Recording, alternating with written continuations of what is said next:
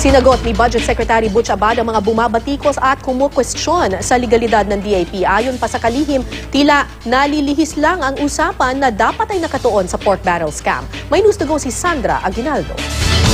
I serve at the pleasure of the President.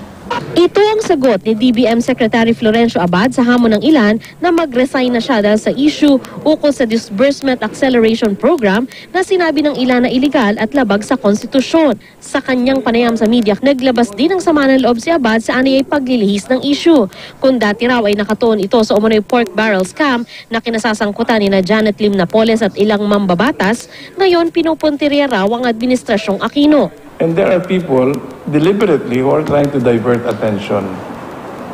Parang ngayon, ang masama ay yung DAP, nakalimutan na yung PDAP.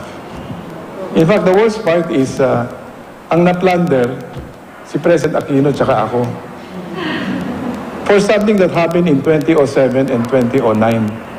Sino yung presidente sa 2007 to 2009? Sinagot din ni Abad ang mga kwestiyon sa legalidad ng DAP. Ang pondong DAP ay hindi lang pondong nagmula sa savings ng national government. Sabi niya, galing din ito sa unprogrammed fund kapag may sumobrang revenue collection at sobrang dividend mula sa mga government-owned and controlled corporation. Ayon kasi sa constitutionalist na si Father Joaquin Bernas, ang savings ng executive branch ng gobyerno ay hindi pwedeng ibigay sa ibang sangay gaya ng Senado o Kamara.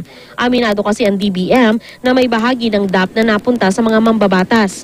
Katwiran ni Abad, ang mga proyekto ng mga mambabatas, executive branch din naman ang nagpatupad. In fact, akala ng iba cash which is totally not true. Hindi yan pera na ibibigay mo dun sa mambabatas. In fact, the SARO is not even given to the lawmaker. It's actually given to the implementing agency. Sinagot din niya ang puna ni dating DBM Secretary Benjamin Diokno na hindi dapat ginagamit ang savings ng gobyerno sa mga proyektong hindi naman nakalista sa national budget.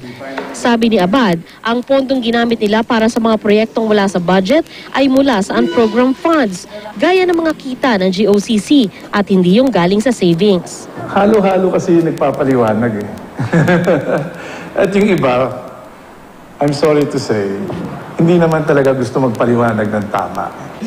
Katwiran pa ni Abad, ang malaking bulto naman ng DAP para sa 2011 at 2012 ay napunta sa mga mahalagang proyekto gaya ng tulong para sa Compostela Valley matapos itong hagupitin ng bagyo, upgrading ng MRT at LRT, upgrading ng Philippine Coast Guard, training sa ilalim ng TESDA.